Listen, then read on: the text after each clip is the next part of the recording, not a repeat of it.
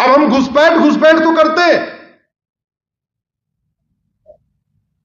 हमें यह तो पता है हेडेक हो रहा है, लेकिन कभी यह नहीं सोचते ये हेडेक यहां, दर्द दिक्कत यहां नहीं है, दिक्कत पेट में है, लीवर साफ नहीं है।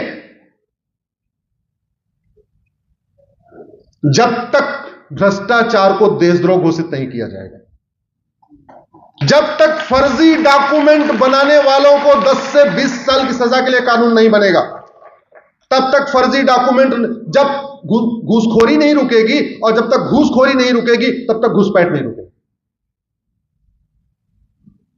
कितने भी संगठन बन जाएं, आप घुसपैठ रोक ही नहीं सकते। घुसपैठ कराने वाले हमारे अपने हैं। आप कितना भी धर्म की जय करोगे, उनको 2000 के नोट मिलती है, दिखती है, उसके बाद धर्म भूल जाते हैं, ले लेते हैं और लेके दे देते हैं। भ्रष्टाचार को देशद्रोह घोषित करना पड़ेगा भाई। फर्जी डॉक्यूमेंट बनाने के लिए 10 से 20 साल की सजा का कानून बनाइए। जहां आधार बनता है वहां एक बड़े से अक्षरों में लिखा रहे, फर्जी आधार बनाना, फर्जी आधार बनवाना गंभीर अपराध है, पकड़े जाने पे 10 से 20 साल सजा होगी। कोई बनाने जाएगा क्या और कोई बना के देगा क्या? नहीं। जहां जहां आरटीओ ऑफिस है लिख दीजिए, फर्जी डीएल बनवाना, फर्जी डीएल बनाना, दोनों सीरियस क्राइम है, पकड़े जाने पे 10 से 20 साल सजा होगी। जहां जहां राशन कार्ड बनता है बड़े बड़े अक्षरों में लिख दीजिए, फर्जी राशन कार्ड बनाना बनवाना गंभीर अपराध है, पकड़े जाने पे दोनों को 10 से 20 साल सजा होगी। न कोई बनवाने जाएगा न कोई बनाएगा। जहां जहां ड्राइविंग लाइसेंस बनता है वहां नोटिस लगा दीजिए। अल्टीमेटली पहले जो अल्ट्रासाउंड होता था, जहां प्रेगनेंसी की टेस्टिंग होती थी, वहां नोटिस नहीं होती थी। आज की डेट में नोटिस लग गया ना वहां पे कि लिंग परीक्षण कराना गंभीर अपराध है, पकड़े जाने पे 3 से 7 साल सजा होगी। पहले से कुछ कम हुआ कि नहीं? टेस्ट कराना कम हुआ कि नहीं? अगर कोई अल्ट्रासोनिक वाला इसके हो डॉक्टर होंगे उनको पता होगा, कम हो गया। अब डॉक्टर को भी खौफ है, अरे मैंने अगर टेस्ट कर दिया पकड़ में आ गया 7 साल सजा जाएगी, काहे लिए यार, 2-4 हजार रुपए की बात है, छोड़ो ना, हमें नहीं चाहिए पैसा भैया, हम टेस्ट नहीं करेंगे। नहीं तो पहले ये चलता था, टेस्ट करा लेते थे, पता चलता था बेटी है तो मार देते थे। तो जैसे ही एक कानून बना, अब इसका इफेक्ट देखिए कानून का, जैसे ही लिंग परीक्षण कराना गंभीर अपराध बना, लिंग परीक्षण बंद हुआ, लिंग परीक्षण बंद हुआ, बेटियों की हत्या बंद हुई, तो जो रेशियो था 850 और 1000 का, वो बढ़ के 930 और 1000 हो गया। बेटियां बची कि नहीं बची? जोर से बोलिए जरा। यह होता है कानून की पावर। नैतिकता भी चाहिए।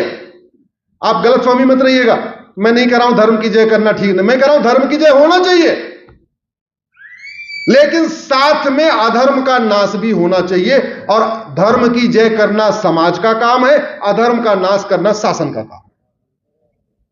ये जो पुलिस है, जो प्रशासन है, जो एसपी है, थानेदार है, तहसीलदार है, कलेक्टर है, कप्तान है, सांसद है, विधायक है, मंत्री है, जज है, इनका काम धर्म की जय करना नहीं है।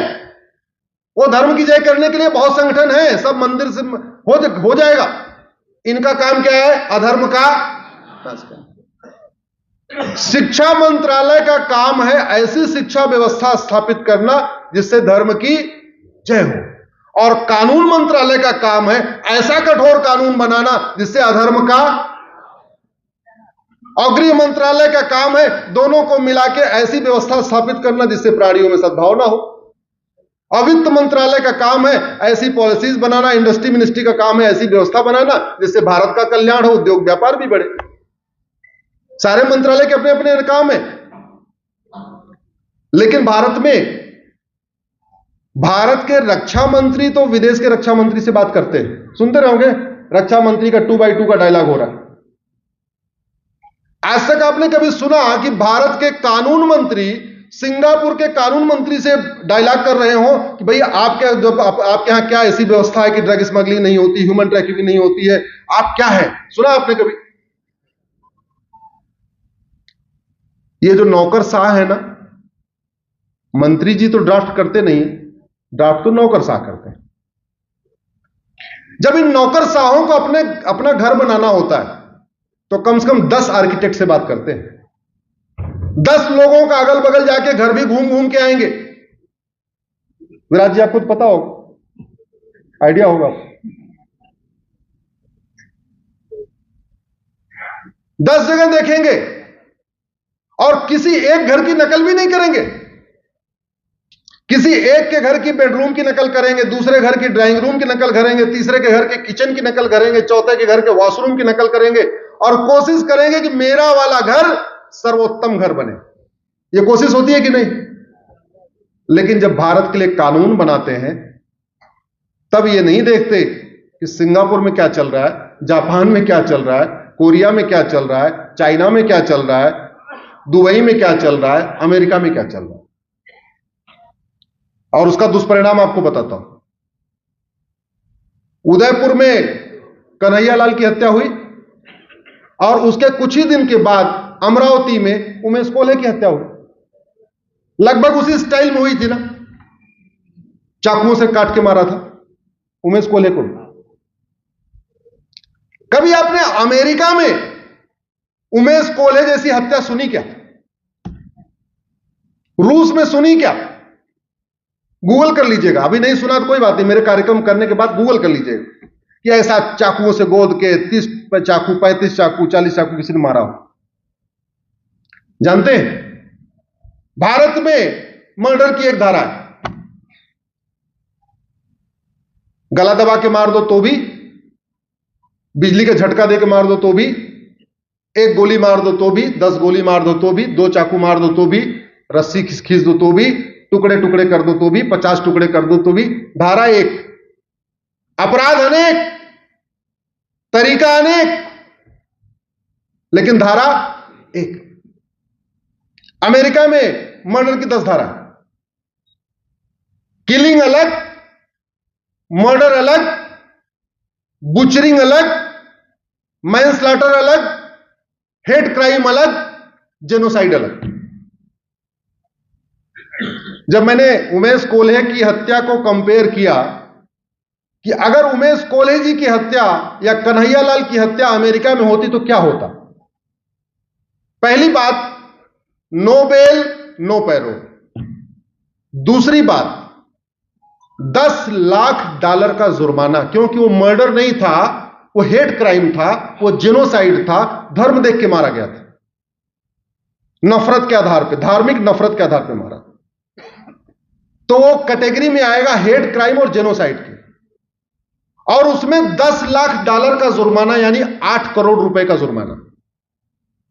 तो कन्हैयालाल को 2 लोगों ने मारा था, जैसे ही वो दोनों को पकड़ते, वो फटाफट, वीडियो तो उनको मिल ही गया था, उनका narco polygraph brain mapping test कर लेते, जो वीडियो में दिख रहा था वही बात उनके मुंह से बोलवा लेते टेस्ट करके, और सबसे पहला काम करते, उन दोनों के ऊपर $10 लाख का जुर्माना लगा देते।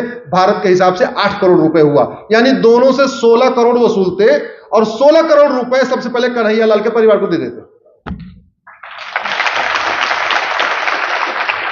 और 6 महीने के अंदर, चूंकि वीडियो था ही कन्हैयालाल का, नार्को पॉलीग्राफ ब्रेन मैपिंग में वो बात और कंफर्म हो जाती।